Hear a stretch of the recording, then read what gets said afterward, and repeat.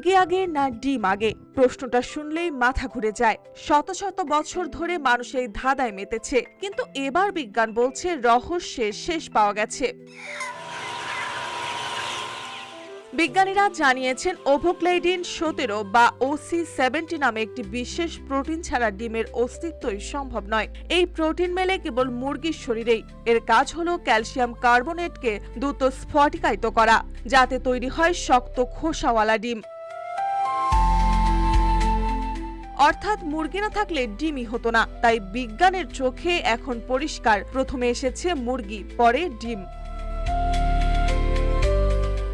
যে প্রশ্ন নিয়ে যুগ যুগ ধরে মানুষ আড্ডা দিয়েছে, তর্ক করেছে, দর্শনের বই লিখেছে, সেটির উত্তর আজ একেবারেই সহজ। সব কৃতিত্ব সেই ছোট্ট প্রোটিন OC70 এর মুরগি ছাড়া ডিম নয়। এই রহস্যের জট অবশেষে কেটে গেল বিজ্ঞানের হাত ধরেই।